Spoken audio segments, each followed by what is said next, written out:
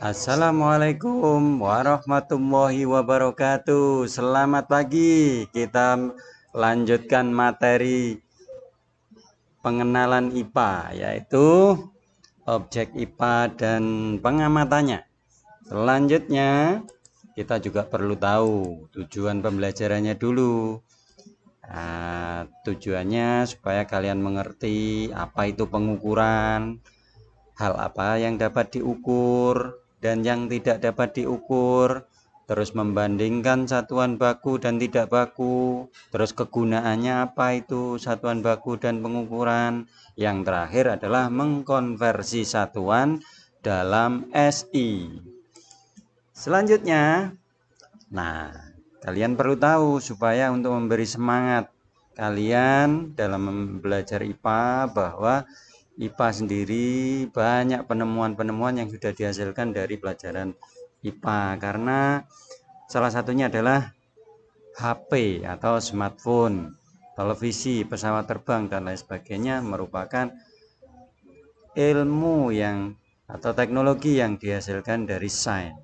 Nah, kok bisa Pak? Iya, karena setelah didetailkan turunan dari sains sendiri itu membentuk ada teknik mesin, teknik elektro, teknik informatika, dan lain sebagainya. Semua memakai dasar ilmu sains. Dan juga buah-buahan dengan sifat-sifat unggul seperti buah semangka tanpa biji, ada jagung hibrida, ada timun yang rasanya enak, dan lain sebagainya, berbagai macam varietas mangga. Nah, itu semuanya dihasilkan dari sains, salah satunya ilmu biologi, genetika, dan lain sebagainya. Nah, supaya kalian semangat nanti ini belajar tentang IPA, bahwa IPA sendiri merupakan ilmu yang memang patut untuk ditekuni. Kita lanjutkan ya, sebelum mengenal lebih jauh pengertian sains sendiri. Sains atau IPA, ilmu pengetahuan alam, ilmu yang mempelajari tentang gejala alam di sekitar kita. Semua yang ada di sekitar kita dipelajari. Yaitu mulai dari tingkah laku hewan, pergerakan benda, fenomena alam, gunung meletus, tsunami, gempa bumi, dan lain sebagainya. Nah, sikap-sikap ilmiah ini juga berkaitan dalam mempelajari IPA. Jadi kita kalau ingin belajar IPA harus punya rasa ingin tahu, curiosity, jujur. Nah, semua apa yang dilihat harus disampaikan dengan jujur, tanpa mengkelabui, tanpa bohong. Nah, harus apa adanya. Kreatif juga. Nah, apa-apa kita harus punya ide. Ini gimana supaya selesai, solusinya gimana. Tidak mudah percaya, maksudnya ini kok bisa seperti ini, berarti kita harus mencari tahu. Nah, objektif berarti kita tidak pilih-pilih. Nah, ini kalau mempelajari ini ya kita tekuni yang ini. Tekun juga perlu, teliti juga, dan terbuka menerima saran dan kritik dari semua orang. Lanjut. Nah, metode ilmiah harus, karena dalam belajar IPA itu syaratnya adalah memakai metode ilmiah. Yang pertama, merumuskan masalah. Nah, masalahnya apa? Itu harus tahu. Terus setelah ada masalah kita harus menyusun kerangka berpikir. Nah, dari masalah tersebut apa ya yang menjadi penyebab dan lain sebagainya. Terus akhirnya kita mengajukan hipotesis. Kira-kira dari masalah ini ada penyebab ini, kita bahas sama-sama. Akhirnya kita merancang percobaan kecil, percobaan sederhana. Setelah melakukan percobaan, akhirnya kita mencatat data-data yang sudah kita lakukan dari percobaan itu. Selanjutnya kita analisis. Nah, dari analisis itu akhirnya kita mendapat kesimpulan. Nah, setelah mendapat kesimpulan, baru kita komunikasikan atau dipresentasikan. Nah, ini gambaran kalau mengamati ilmuwan ya seperti ini. Kita melakukan percobaan, pengamatan, mengambil data, melakukan pengukuran, terus kita mengajukan dugaan, hipotesis.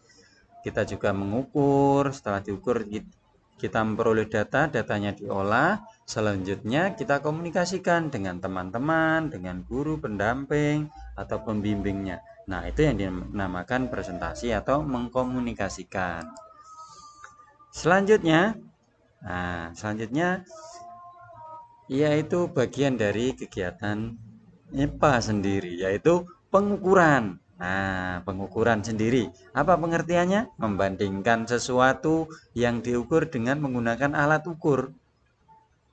Terus besaran sendiri, segala sesuatu yang dapat diukur atau hasil pengukuran yang bisa dinyatakan dengan angka.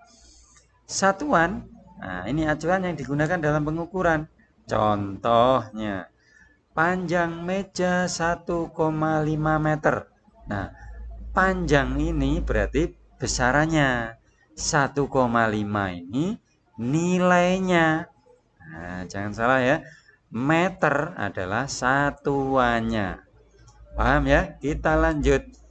Besaran dan satuan.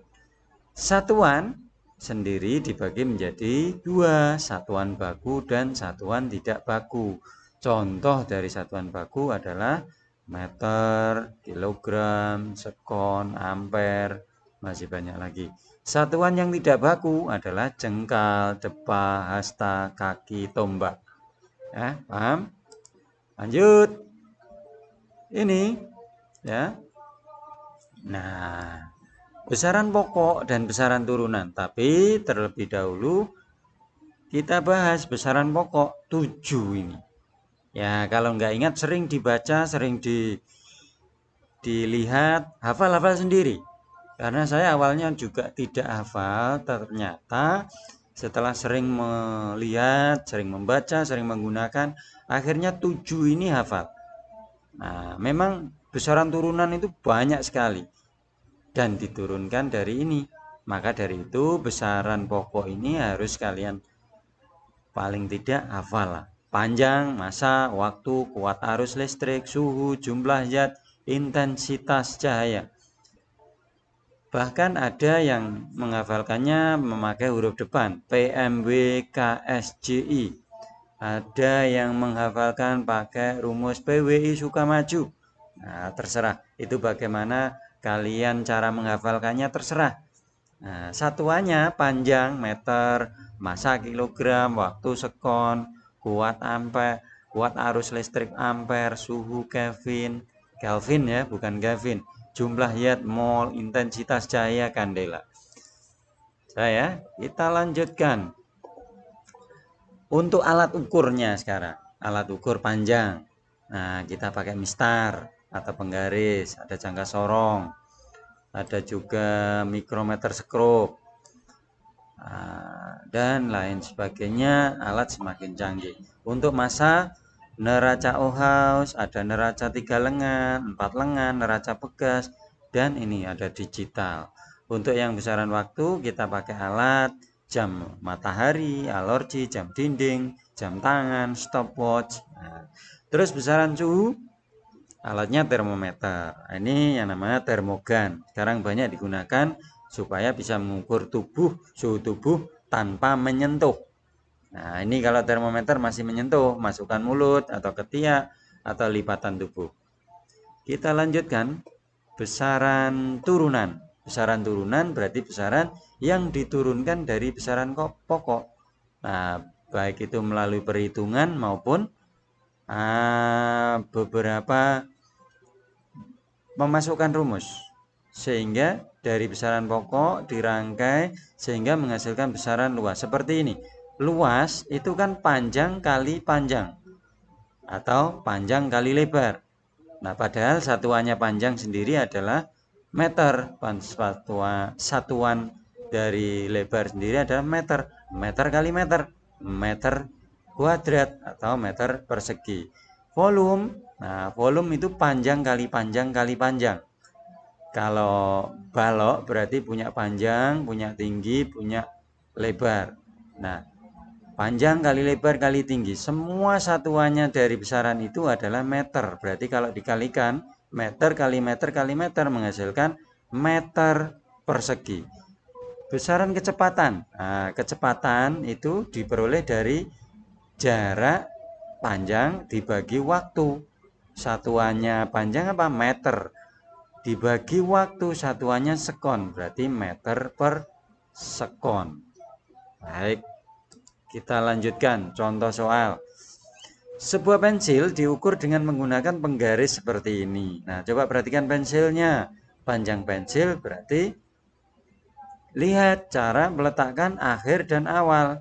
Nah, ujung pensil menyentuh angka 4,5 di pangkalnya pensil 2, berarti panjang pensil skala akhir dikurangi skala awal, 4,5 dikurangi 2, hasilnya 2,5. Gampang kan? Silakan kita lanjut ke pengukuran mikrometer skop. Nah, sekarang mikrometer skop ini juga mudah. Ini batang atau plat besi yang mau diukur. Kita lihat skala ini, skala utama, yang ini skala nonius. Nah, skala utama kita lihat skalanya 1, 2, 3, 4, 5 setengah. Nah, yang ke bawah ini adalah setengah, berarti kita tulis 4,5. Yang skala nonius kita lihat habis 45, atasnya berapa? 46, 47. Nah, yang lurus dengan garis ini itu 46, berarti 0,46. Maka hasil akhirnya adalah 4,5 ditambah 0,46. Ini untuk mikrometer skop. Yang ini jangka sorong sama juga. Jangka sorong berarti kita lihat ininya skala utamanya. Skala utamanya menunjukkan berapa ini? 2,1, 2, 3, 4, 5, 6, 7. Nah, berarti 2,7. 70 enggak apa-apa. Skala noniusnya yang lurus dengan atas berapa? 0,6. 1, 2, 3, 4, 5, 6. Nah, tepat di 6 ini. Kita tulis saja 0,06. Akhirnya kita jumlah. Nah, ini keliru ini. Harusnya 2. 2. Yang ini 7. Berarti hasilnya 2, ditambah 0. Hasilnya 2,76. Ya, paham ya? Kita lanjutkan. Nah, kegunaan dari satuan dalam internasional. Sistem internasional biasanya disingkat dalam berdasarkan sistem matrik itu ada MKS dan CGS. Tapi yang dipakai itu MKS biasanya. Kalau dalam kehidupan sehari-hari bisa pakai CGS. Penggunaan standar satuan internasional tujuannya adalah untuk memudahkan memberi informasi dan memahami hasil pengukuran. Karena kalau sistem SI ini hampir seluruh dunia memakai, tapi kalau CGS tidak semua negara memakai. Nah, sekarang kita lakukan konversi ya. Dalam pengkonversian suatu satuan diperlukan suatu faktor konversi yang terdiri dari bilangan dan penyebut masing-masing memiliki satuan yang berbeda tetapi memiliki besar yang sama. Misalkan 1 cm dijadikan satuan SI. Nah, satuan SI berarti meter. 1 cm jadikan meter berarti perlu dibagi 1000. Di kelas 5 sama kelas 6 SD kalian sudah belajar ya. Konversi seperti ini. Ini. Terus 1 km menjadi 1000 meter. Ya. Paham ya? Lanjut begitu juga dalam kilogram juga sama. Nah, seperti ini. 1 kilometer itu kalau jadikan meter menghasilkan 1000. Ya, 1 hekto 100 meter. 1 dekameter menghasilkan 10 meter. 1, nah ini berarti harus dibagi. Kalau tangga turun berarti dikali. Kalau tangga naik berarti dibagi. Nah, seperti ini 1 cm dijadikan meter berarti 1 mili ke meter kan naik 3, berarti dibagi 1000. Nolnya 3. Nah, ini pangkat ya. Pangkat maksudnya. Bukan 103, tapi 10 pangkat 2, 10 pangkat 3. Lanjut, untuk massa 1 ton, jadikan SI berarti 1000 kilo, 1 kuintal 100 kilo, 1 hekto. Nah, 1 hekto berarti berapa kilo? Besar mana kilo sama hekto? Besar kilo. Berarti harus dibagi 10. Oh, bentar. Satu hekto. 1 hekto ini, oh iya besar. 1 deka 0,1, 1 gram. Iya, karena 1 kilogram sama dengan 1000 gram. Ya, 1 kilogram sama dengan 1000 gram. Lanjut ke satuan pokok waktu. Satuan pokok waktu 1 hari 24 jam rata-rata. 1 jam 60 menit, 1 menit 60 detik. Jadi diambil rata-ratanya, bisa lebih bisa kurang. Tapi 1 hari berarti 24 kali 60 kali 60 detik sama dengan 86.400 detik. Lanjut ya. Ini adalah evaluasi terakhir. Jadi soal ini silahkan kalian kerjakan. Soal nomor 1 sampai 4 ini sebagai latihan. Bisa kalian tulis di buku tulis. Selanjutnya bisa dikumpulkan ke saya. Demikian yang bisa saya sampaikan. Kurang lebihnya mohon maaf. Semoga ilmu yang kita pelajari hari ini bermanfaat dan barokah. Amin. Saya akhiri. Assalamualaikum warahmatullahi wabarakatuh.